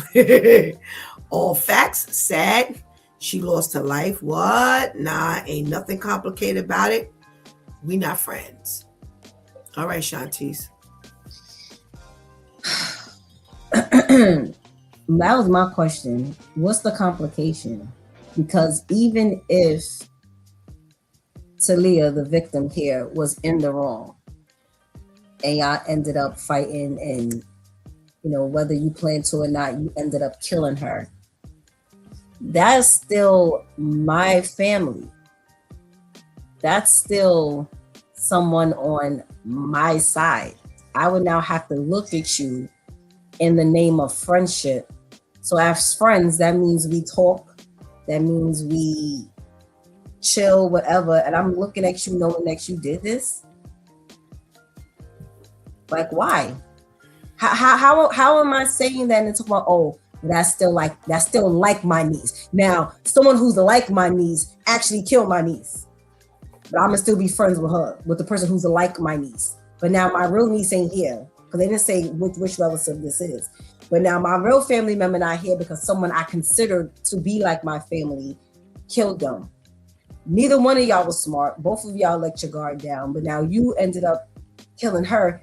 There's nothing complicated. I don't have to hate you. That's Jesus enough. That I'm not walking around with all this malice and unforgiveness and vengeance on my heart. But for me to be always there's nothing complicated about it. You sound like you was one of the people out there drinking with. She was. That's what you sound like. You sound like, you know what, I feel guilty because I could have stopped this. I should have stopped this, but I didn't. So now how am I gonna be nasty towards her, even though she did kill my family? So now, no, like you sound real special. No, you don't have to hate. And again, that would show Jesus enough. You don't have to hate. But for you to talk about what I still my family, that sounds so. So we barbecuing outside the building tomorrow, right? That sounds some flowers out here and candles and some liquor bottles and all of that. Yes, and I'm gonna be the first one out here to put her picture up. And it's like, come on, no, because we still family, right? No. All right. Just says absolutely not, because my friend's drunk or not. I know my friend. She had ill feelings towards her already. Crazy work. That's what I said earlier. I think that Shanti said it as well. This ain't no first time at this. That's why I said with what Lady Tamika flushed out so well, we got to start that foundation with who we are. There was some stuff that was simmering. And all that alcohol and contractual signing and all that stuff, that was just a compound. That just compounded the problem. First of all, ain't nothing complicated about this. Whether she was my family or not, if I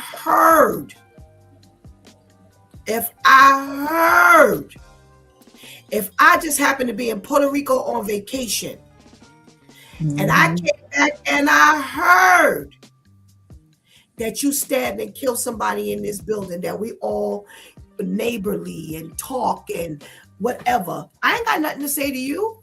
Right. Good morning, good evening. That's as far as it goes. If you and I were friends, this ain't complicated. See, let me help y'all with something. God's going to sever the ties one way or another. Y'all just work that out. He's going to sever the ties. He's going to sever the ties. So whether he actually literally severs the tie, or he just sits back again and leaves you to the reprobate mind, he going to sever the ties. Ain't nothing complicated about this. Go ahead about your business. I'm letting you know there's more to this than meets the eye. Y'all keep on sitting out here drinking with one another. There's something lurking in here that you, because you've been drinking and not paying attention to. And I just happened to look down and just said some signs were being ignored. That's what I'm talking about. That's what I'm talking about. God says, let me reveal what's really going on in this group of friends. Then let me just expose this here. So now you choose to be a friend with this enemy or not. So now God is severing the tie, but because it's complicated, you going back into the lion's den. Those signs were ignored before, and y'all went back into the lion's den. And here you are with one less party animal. Or it could have also possibly been where Lexus and Talia have argued like real nasty before, and Lexus the suspect told this person, next time I'm gonna do this. And there may have been some type of me putting a battery in your back. Even if my silence is putting a battery in your back. So if I know that you and Nikki can go at it at any point and they get nasty, and even in your rants, and you're like, you know what, next time I'm choking her, next time I'm shooting her, next time I'm stabbing her, and I'm like, yeah, because she run her mouth too much, or I'm just sitting back just not saying nothing, that's still putting a battery in your back. I'm now assisting you with this. Because if I haven't either checked you and or cut you off at that point, and now it gets here, again, you could still feel guilty because of that. Because it's like, well, Dad, I saw this coming before it even happened. Before this Sunday came, before this new argument started, which wasn't really new, but before this particular argument started, I already knew that the next time was probably going to be the last time. Even if the last time meant they just never, like that would have been the last time they ever spoke. Because they said they've been real nasty off and on with each other, and they were just starting to try to rebuild. So what kind of fake rebuilding were you doing that y'all, the next argument you got into, you took out a knife? What kind of rebuilding was that? Everybody rebuilding over drinks? Right. And that's why I talk about these toxic relationships. So y'all in a relationship and y'all argue nasty as the day is long, and then everybody go to their neutral corner and come back. Hi, hey girl, you know, da, da, da, da, da, da. And we sexing it up, and we shopping, and we sitting in the living room chilling, looking at Power, like never happened. And I'm gonna go another step with what you said. They all saw it coming. That's why they could, and because they were drinking, that's why they could not stop it. Because see, they've been around them where they've argued nasty like this before, but none of them ever thought it would get here. They all saw it coming. They just never thought it would escalate to this level. This is why they are all at fault. This is why none of them could combined. They couldn't stop it because they are accustomed to this behavior. And so are the kids. Oh, they, Mommy and Miss Lexus always argue. Well, Mommy didn't come back from this argument. This here, this is bad. This is bad. And this is normal. It's everyday stuff. My due time ladies, thank you so much for this your contribution into today's conversation, and we pray you have a blessed day. Thank you. Fantastic. Have a blessed everybody. Where do we go from here? That's my question. Where do we go from here? This is, it's not coming out. But y'all know me. I'll break down and cry in a minute. But my heart is very heavy right now. My heart is extremely heavy right now. Like I said, even when I was talking about when I was growing up, that stuff is here. That stuff is plastered. And I can envision, I've never been to this building in the Bronx. I've never been around these ladies, but I could pretty much envision what happened and what has always happened and why it got here. And this is sad. This is sad. My heart is heavy. I know at least 2-3 kids were there. I know 2-3 kids. So while the person is sitting here talking about what she'll never forget, neither will those children. If this woman had children, neither will her children. If Lexus had children, neither will her children. Ain't nobody coming back from this in that building. Nobody. Not one. Not one. No, not one. No one is coming back from this occurrence. And you all helped to create this occurrence. You aided it in some way. Because let me say this to you. If we all, and I guess this is from a sober mind. This is from a sober mind. I'm real funny about the company I keep. If I'm going around people who just do some stuff that just I'm not into, and even if we cool, nah, that's all right. Steph, why don't you come? No, no, thank you so much. No, thank you. I got this to do. I got you. I just couldn't keep going around that. But again, you're talking about a sober mind. I don't do what they do, so it would not be me who would go and sit with that, because I've seen too much. I've heard too much. I know too much. And I know this toxic behavior. And let me tell you something. This ain't only with the drunk mind. I've been around some people where they get together. I'm like, why do y'all even bother? Y'all just don't. That's why I say that foundation is key. Foundation. I've been around some people. None of us drank, but it would just be tense. And I'm like, nah, don't call me. And I don't like to leave my house. No way. I don't want to be around that. You know, it's one thing when you don't know about peace. But every day on this broadcast, as I close out, I invite you to join me. Join me for that peace that surpasses all understanding. That peace that says, I don't want to be around any uproar. Not that I can't handle it, but that's my choice. I choose that because God then gave me his peace. Jesus then gave me his peace. I can't let nothing disturb that, because my own life gets disturbed unexpectedly with this stuff. I'm not going into a toxic environment where I know it's going to get heated. I know it's going to get tense. And yet, I just keep going.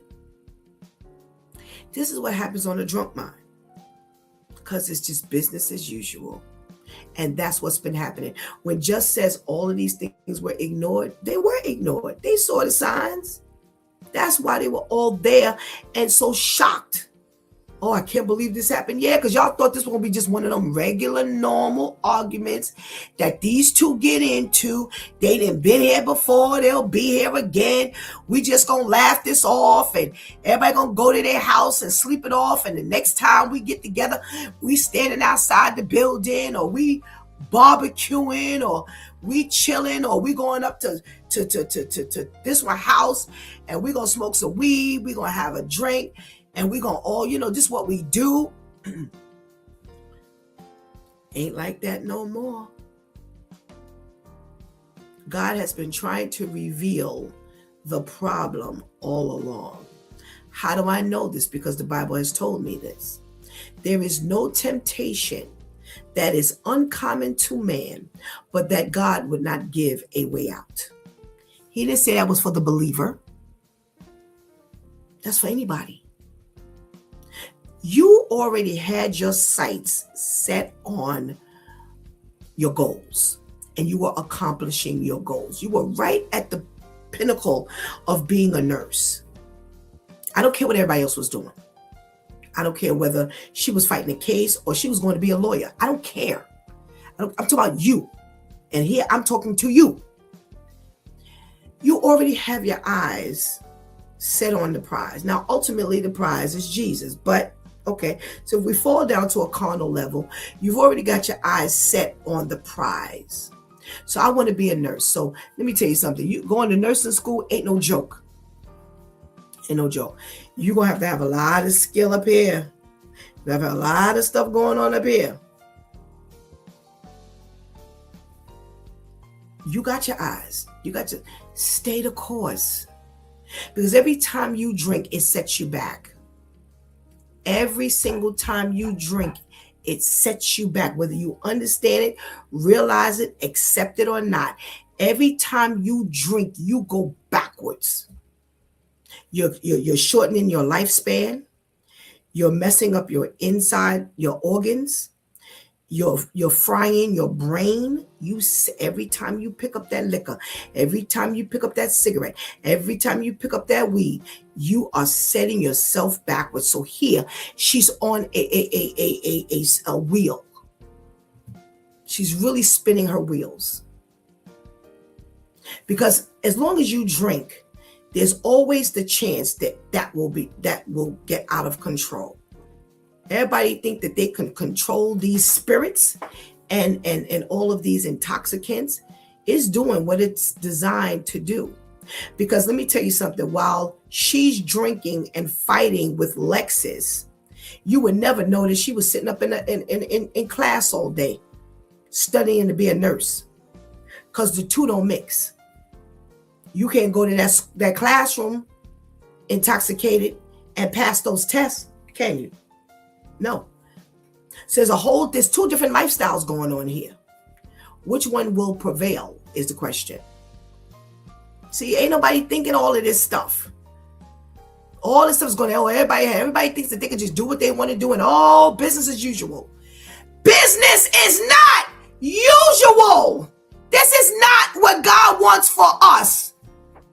You are playing Russian roulette. She was playing Russian roulette with her life.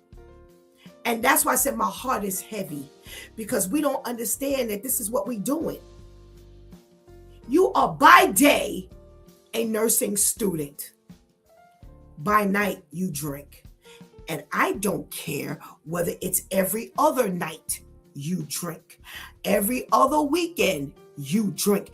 You are now altering and exacerbating issues that are already going on inside of you, instead of just focusing on the prize.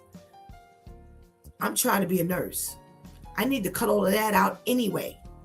Because once I'm a nurse, I got to go on 12-hour duties. Yeah, your shift as a nurse, as an average nurse, is 12 hours.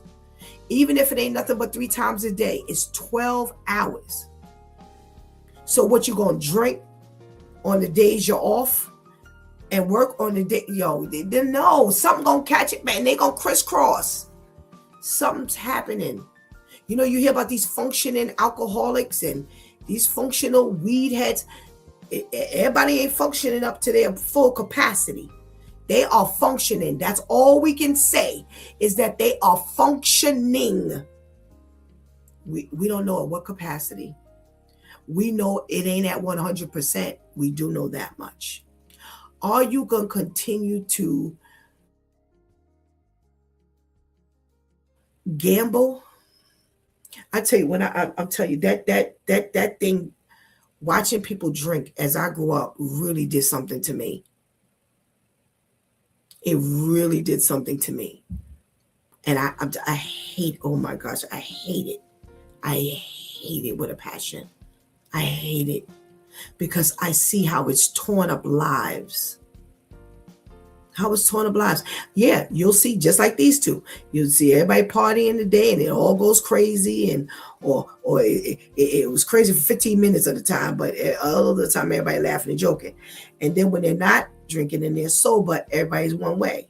And then you keep going back and forth. And I'm like, and this is fun? Did y'all enjoying yourselves? When I tell you I could kick up my heels and have the greatest time and not 1 ounce of intoxicant inside of me. And I give God thanks, because let me tell you something about this statistics thing. Statistics say that alcoholics breed alcoholics. That's what statistics say. And I am so grateful to God that I'm on the other side of that statistic. Only by the grace of God that He's had me look at this and find it so distasteful. Because that's the same little girl who could have been looking at it and said, oh, I want to be like that. I want to have that kind of fun. Because that's what people say. I can't have fun. I can't, enjoy myself till I get me a sip. I know somebody who used to say, I got to get that liquor in me. I'm like, and this is fun. And let me tell you something. This very person would fight her sisters and brothers, like brawlers. You would think it was WWF in that house. After they just sat around, somebody then went and made a trip to the liquor store and came back, and they started drinking.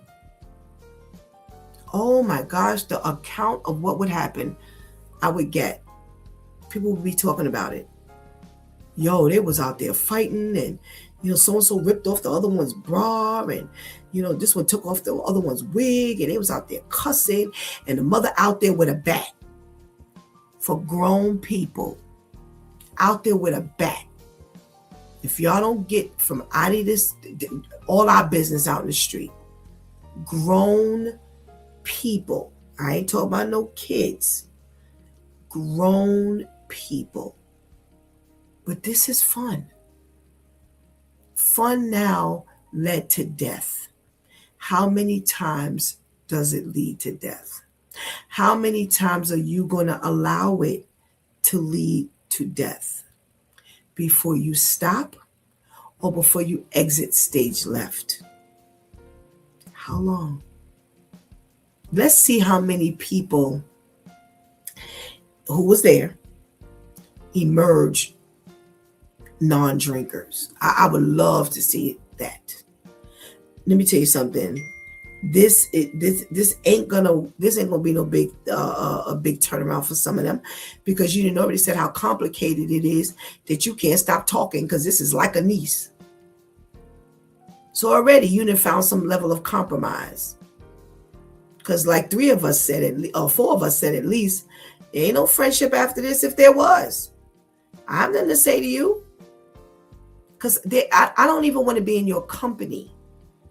And I didn't really want to be in your company anyway, but we all drinking, so I don't want to be in your company anymore. What would we possibly have to talk about? That's my question. Girl, the kids went to school today and the teacher was acting up, or I can't get Manny to do his homework. And what we talking about when I know you didn't just murdered our friend in front of the building, in front of your kids, her kids, somebody's kids. You let that alcohol push you to commit to. She slashed her throat. Do you know what kind of mind you have when you go like this or this? What is that? And me and you gonna talk? Oh no. I'd only be sliding Bible verses underneath your door. But again, on an intoxicated mind, girl, I know. I just thought this was going to be one of y'all arguments. I know you wish you hadn't have done it. Yeah, that's going to be that's the conversation. No, thank you. No, thank you at all. Understand that no matter what you're doing in life, understand that nothing you will go through will be unique and you'll be the only person. It's not going to be authentic to your life. There is no temptation that is uncommon to man. Everybody done been through it. Somebody done been through it. One person done been through it. And you ain't going to be the first and you're not going to be the last.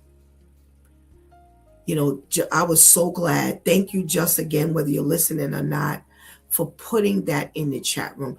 This is why me and my wife stopped drinking. That was profound and powerful. Thank you. Because people need to hear that better decisions are being made for and over our lives. Thank you for sharing that. If you have something that's going on in your life, you can. You can too. You can too. You can stop that thing. If you know it to be toxic for your life, for your health, for others, you can stop. Now, I don't know just process, But I know someone now who goes to NA meetings. They used to use drugs. They go to NA meetings and they've been clean for years now. I know someone who had to stay away from it all. If it was any alcohol or anything, we've talked about this before, he stayed away from it all. He didn't compromise. I know someone who didn't go through any rehab. They thought they was dying, must have gotten like some alcohol poisoning. They thought they was dying, and when they woke up the next day and they were still alive, they said, I'll never touch a drink again, and they haven't. God can and God will. God can help you through anything. So give that to him. Give it to him. You will not go wrong. This thing kills my heart right now. To know that someone with the potential of living a good life, who was on a path of living good life, decided she wanted to split her life and thought she could do it all. And it didn't work. It didn't work. This other one here. So now, again, as always, we don't only look at just the victim's life as being gone, because now you didn't throw your life straight in the drain. You were fighting all those cases. Now here's the thing. Check this out. You were fighting all those cases, trying to make people believe that maybe it wasn't your fault, or maybe, this happened or that happened, or maybe if your lawyers are trying to get them. Remember, you fighting cases, which means they're trying for you to emerge as a better person so that they don't charge you or fine you or sentence you according to your deeds. That's what the fighting is for, right? Now, your name shows up on the docket for murder. What fighting is happening behind you? That's all going down the drain. Because I'm going to tell you something. As much as they tell us, don't let one affect the other, there's no way you can't. There's no way you can't. If you went this far with a friend, if those were any of those people were your enemy, they didn't stand a chance. I don't care nothing about, those were different scenarios and you can't compare the two. Yes, you can. Yes, you can. Because I guarantee you that any of those cases she's fighting has something to do with alcohol. Let me tell you why.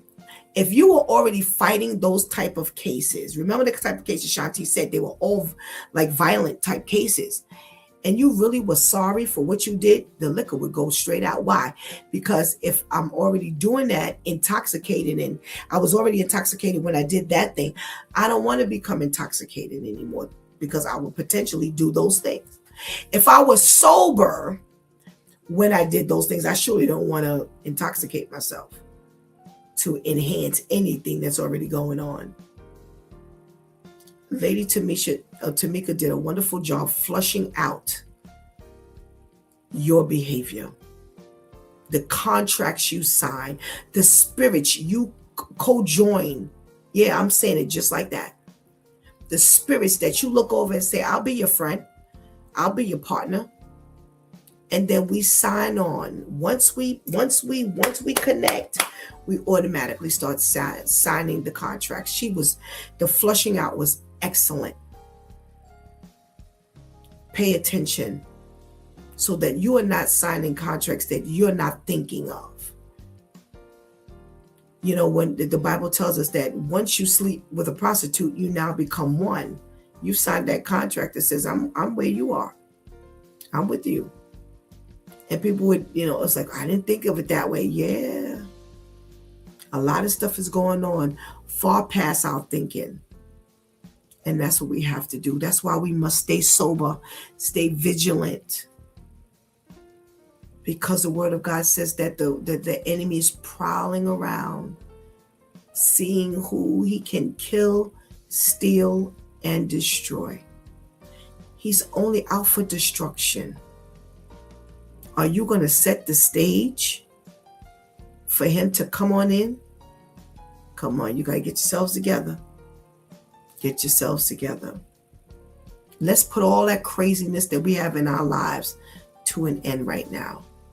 Because God has given us a way out. Consult with him and find out what is the way out. What do you do as the way out? What are you doing? How do you make it happen? How do you keep it from happening again? And you won't go wrong. You've been watching It's Due Time with Pastor Steph. Join us Monday through Friday from 7 a.m. to 9 a.m. where we discuss matters of the heart, mind, and spirit. As you go through your day, be sure to set your mind on things that are above, not on things that are on the earth. They will only serve as a distraction. Remember, prayer changes things. It's Pastor Steph signing off, and I want to thank my Due Time crew, the ladies, for always coming through big time. Thank you for hanging out with us today and helping keep that chat room alive. Please do not miss the opportunity to just take Jesus as your personal Savior right now. Please do not miss the opportunity to strengthen that relationship with the Lord, because tomorrow and later is not promised to any of us. We're still climbing closer to that community conference, that prayer and awareness walk. Oh my, oh my, oh my. We have a wonderful day planned. Each and every day it gets enhanced more and more and more and more. There are still a couple of days open. If you want to get a shirt, the phone number is on the screen, 513-900-1141. You still have an opportunity. Faith has signed on. Fathers Alive in the Hood from Jamaica, Queens, they have signed on to work right alongside of us and to enhance this prayer and awareness walk, to enhance this community conference. There is no place that will be better to be than this whole day spent right alongside of us. We are all walking alongside of one another, building the kingdom of God in any way we can. So you're walking beside us as a community member, somebody who lives in the neighborhood, somebody outside the neighborhood. We do have people who are coming from outside of Jamaica, Queens, to help walk alongside of us, to help build God's kingdom here on earth. You know what? Next go round, God spares, it might be your neighborhood we're coming to, because I'm going to tell you something. I don't care how glamorous and glitzy and how rich that neighborhood may be, it needs Jesus. We need to be in that neighborhood, saturating the neighborhood like we're saturating the streets of Jamaica, Queens on July 25th in this prayer and awareness walk. 17 awarenesses, whatever is close to your heart. Guess what's on? We talked about some things today, right? Guess what's on this list? Sobriety. You can walk for sobriety and smoking cessation. Yes, you can. We can, bullying. We're walking for bullying. Well, sounds like what we're talking about today. Absolutely. Gun violence. No, there were no guns used, but violence, the violence. All right. Let's go a step further. Domestic violence. Domestic violence is a violence and abuse that takes place amongst people that are familiar with one another. So whether it's family, whether it's close friends, whether it's extended family, it is someone who is close to you. So we're talking about domestic abuse and violence today. We have several things on that list in those 7. Insecurity. Why are we drinking? That could be for an insecurity, be about an insecurity issue. We don't know what's going on. Mental health. There you go. Something, remember, something is already being stimulated. It's being exacerbated. Your mental health is out of whack when you intoxicate your brain. So there's several areas that we are walking for that we just got finished talking about, because these are the social awarenesses that need to be addressed, because these are social issues that we're dealing with. Everything you're dealing with is an issue, whether it's social or health. And that's what the 17 awarenesses are made of.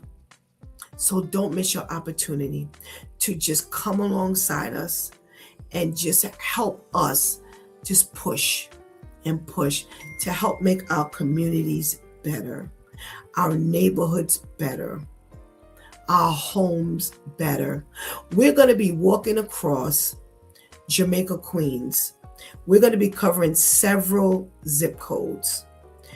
In one zip code of Jamaica, Queens, there are over 18,000 families. Do you hear the number? In one zip code, 18,000 plus families in that one zip code. When we walk the streets of Jamaica, Queens, how much territory, how many lives are we covering? The sound of prayer will be in each of those blocks that we cross, and then some. And then some. The sound of prayer will be emitting from God's people. So whether you know how to pray or not, or whether you've never done this before, this is a good reason to just be a part. All right. So listen, 513-900-1141. There's still time to join us. All right. I'm looking forward to getting those phone calls, getting that registration going on.